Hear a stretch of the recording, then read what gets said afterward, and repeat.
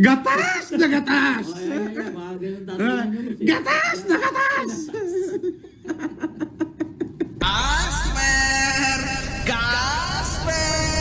Fuck you. Ano, mga gago? Galingan mo pa! Galingan mo pa, putang ina mo! Alright, mga ka-plastic. And this is me again, Big Sue.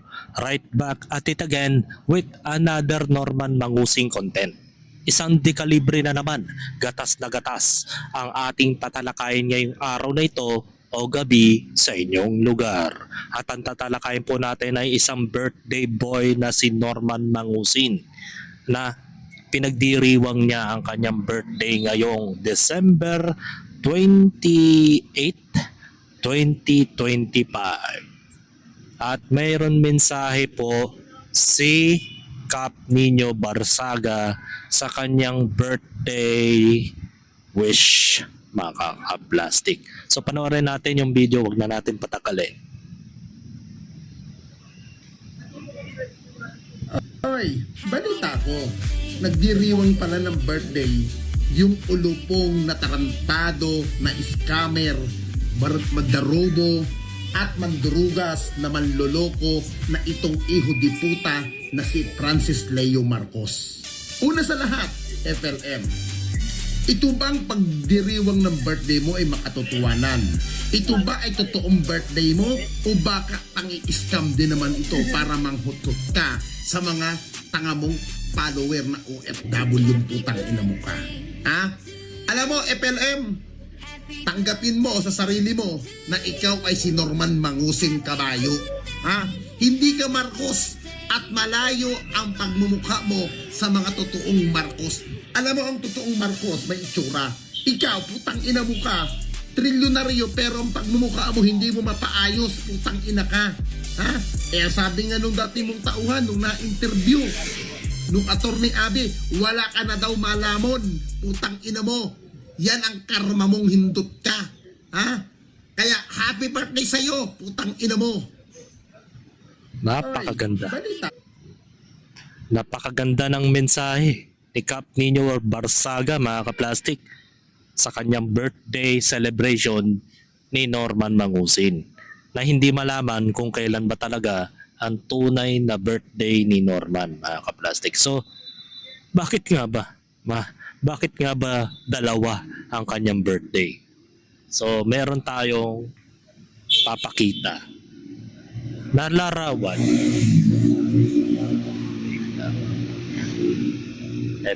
Itong larawan na ito na nagpapatunay na siya daw ay di umano birthday niya ay December 28, 1979. O 29, nakalagay pala rito 29. Ano ba ngayon? 29 pala. For correction dun sa kanina kong sinabi. December 29, 1979 pala siya pinanganak, mga ka-plastic. So, yun.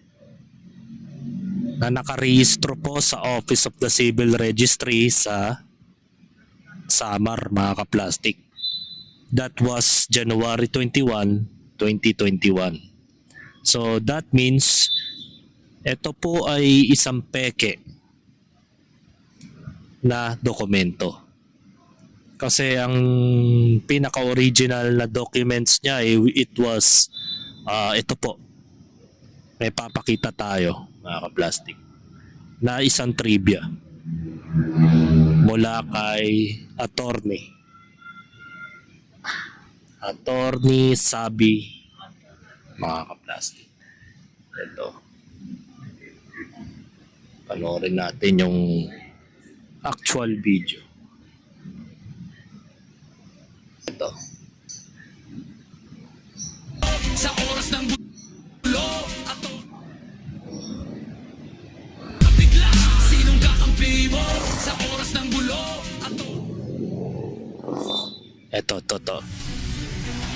Alleged record inconsistency of Norman Mangusing, aka Francis Leo Marcos. Paano nanganak ng 3 tao sa loob ng 1 taon ang isang ina? May 3 birth certificate na gagamitin ang iisang nanay? Ano nga ba ang totoo? Ang galing sa Bulacan na anak ni Gilbert Mangusin o ang galing sa Baguio City na anak ni Pacifico Edralin So ito yung peke mga kaplastik. Yung nasa Baguio City mga kaplastik. At ito yung tunay. ang iisang nanay?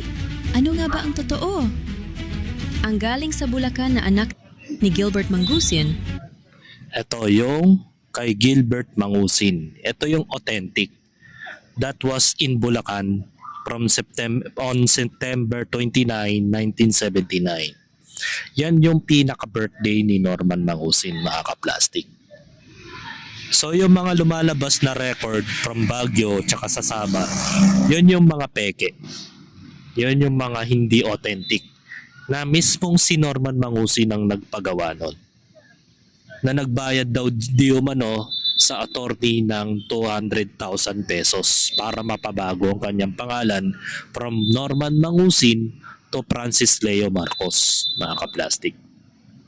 So tuloy natin yung video. o ang galing sa Baguio City na anak ni Pacifico Edralin Marcos. Ang original ay ang Bulacan birth record sa taong Tama. Setyembre 20, 1970 at ang kasama sa So hindi lang ang pineke lang naman niya is it was December. Pero yung mismong date at yung taon, yun yung hindi niya binago, mga kaplastik. Yun yung pinaka-authentic. It was September 29, 1979. When the Norman Mangusin's born in Bulacan. So, di ba, mga kaplastik? Pacifico Edralin Marcos. Ang original ay ang Bulacan birth record sa taong Setyembre 20, 1970 at ang kasama sa record ay si Gilbert Mangusin. Pero Yung bigla tao, siyang yung lumitaw sa tatay niya. bagong record sa Baguio City at tatay na nito si Pacifico Edralin Marcos. Pacifico, Edralin Marcos. Hindi nga natin makita yung itsura ng taong Edralin na yun eh. Mga kaplastik eh. At hindi nga natin makita ang pinaka-personal na identity ni Pacifico, mga kaplastik. At sa second late register naman nito ay sa Samar Leyte at naging sa taong December 29, 1979. Panong 3 tao ang isinilang ng nanay sa iisang taon. Kakaibang nila lang yun, no, mga kaplastik. Iisang tao sa 3 matres, mga kaplastik. Ano yun? Nung ipinanganak siya ni Nanay Remy, ipinasok yung kanyang katawang lupa sa ibang tao. Ano yan? Dinaig mo pa yung pagkatao ni Kite ng Hunter x Hunter. Nung namatay si Kite, ay biglang transfer yung kaluluwa niya sa katawan ng Kimeraan at naging isang mas malakas na nilalang. Ganun ba ang pagkatao ni Norman, mga kaplastik? Na 3 sinapupunan o 3 matres ang pinagdusutan ni Norman Mangusin? What the heck? Scam alert! Double entry sa birth certificate. Ano ang scam? Mga fixer na nagsasabing kaya raw magpagawa ng bagong birth certificate sa PSA. Tandaan, hindi ito totoo at ito ay ilegal. Bakit delikado? Ito ay malinaw na falsification of documents. Automatic denied ang iyong passport, visa at kasal at maaari ka pang magkaroon ng kaso sa korte. Ano? Ayun na nga ang pangit dito sa Pilipinas. Napakahinga ng justice system dito sa Pilipinas, mga kaplastik.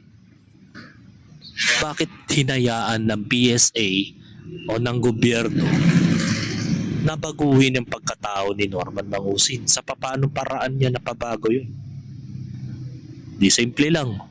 Meron siyang connection sa loob ng PSA, mga kaplastik.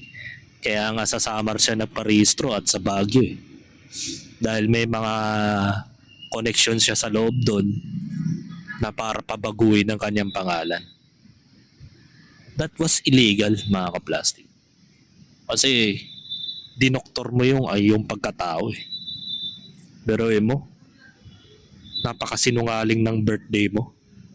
From your identity to attitude hanggang sa sa birth certificate, sinungaling ka pa rin. Diba?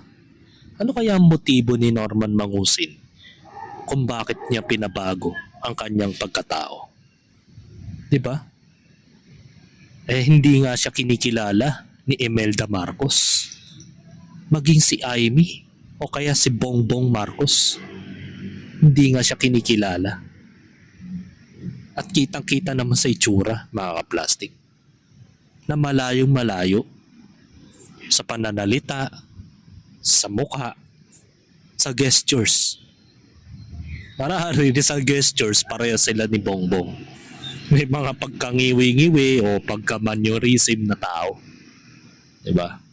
Pero in the other side, in the other hand, meron talagang malayo sa mundo ng mga Marcos at ni Mangusin. Baga parallel pala yung pagkatao ni Norman. Pwede siya maging Marcos, pwede rin siya maging Mangusin. Diba? Tuloy natin yung video. Ang sabi ng batas, ito ay may kaakibat na krimen sa ilalim ng Articles 171 and 172 of the Revised Penal Code of the Philippines. Ang tamang solusyon ay petition for correction sa korte, dumaan sa PSA office at iwasan ang mga fixers. Tandaan, ang isang tao ay dapat may iisang birth record lamang. Legal na proseso, hindi shortcut. Paano gamitin ang apelido ng ama kung hindi kasal ang mga magulang? Ang batas na ating gagamitin ay Family Code of the Philippines, RA 9255, Use of the Surname of the Father kung anak sa labas ng kasal. Mga dapat gawin. Affidavit o public document ng ama. Dapat malinaw na kinikilala ang bata. Dapat may pahintulot ng ina at isumite sa Local Civil Registrar o PSA. Diyan sa mga affidavit na yan, wala nga siyang ginawa eh. Dumaan lang siya sa fixer, mga kaplastik. Biroy mo, pati PSA may fixer din. Kala ko sa LTO lang meron ng ganun.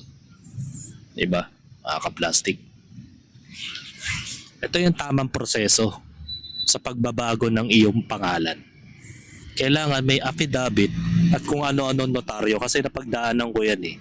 Yung maling spelling ng aking kapatid, ako yung umasikaso, mga kaplastik. So napakaraming gastos ang nagawa ko dyan. At the same time, oras. Hindi lang pera ang nagastos ko, pati oras. Halos 2 linggo, 3 linggo, 1 buwan kung ginugol ang pagbabago ng apelido niya na 1 letra lang ang pagkakamali. Na halos nagbayad yata ako ng 5,000, mga kaplastik. So ibig sabihin lang nun, napakahirap. Kailangan mong dumaan sa butas ng karayom para magawa mo na mapabago ang iyong pangalan kahit 1 letra pa yan. Kailangan may mga consent at yung mga family history. The same time, kung sino yung nagpaanak sa kanya, kailangan dalawin mo rin yun. Kailangan niya ng signatory o authorization letter na nagpapatunay na siya yung nagkamali sa spelling ng pangalan mo. Kaya napakahirap eh. Pero kung hindi ka ordinaryo tao at dumaan ka sa illegal na proseso, kayang-kaya ni Norman Mangusin yun, mga kaplastik. Dahil gasino lang naman na meron kang kaibigan sa loob ng PSA. Tapos bayaran mo lang ng 200,000 piso. 100%. Yung pagkatao mo, magiging Francis Leo Marcos. Sa isang iglap lang, mga kaplastik. Diba? Sa paglegal mo, kung sa legal mo, dadaan mo sa legal na proseso to, 100%. Sobrang hirap nun. Dadaan ka talaga sa butas ng karayo. Pero kung gagawa ka ng illegal, 1 iglap lang yan. Walang problema. Meron ka na kaagad birth certificate na peke ang pagkatao. So happy birthday sa'yo Norman Mangusin. Hoping na sana ay mahoyo ko na this coming January 2026. O dumaan man yan sa hearing o ano man. Basta sa taong 2026 ay make sure na lahat ng mga vlogger na tinira mo before o tinarantado mo, even yung mga tao ngayon, ang pinaka-latest na naloko mo ay si Ian, ay magsampa rin ng kaso against sa'yo. Para wala ka na talagang kawala. Diba? So, yun. So, hanggang dito na lang ang aking opinion about dito sa peking birthday ni Norman Mangusin. Correction lang dun sa sinabi ko. Mali ako ng sinabing no December 28. December 29 talaga yun, mga kaplastic. So hanggang dito na lang ang aking opinion, and this is me again, Big Sue. Lagi nagsasabing ang mga plastic ay matagal mabulok dahil ang mga plastic ay toxic. Kaya, what's up mga kaplastic? And this is Convid, commentary video ng video live stream. Signing out. Alright.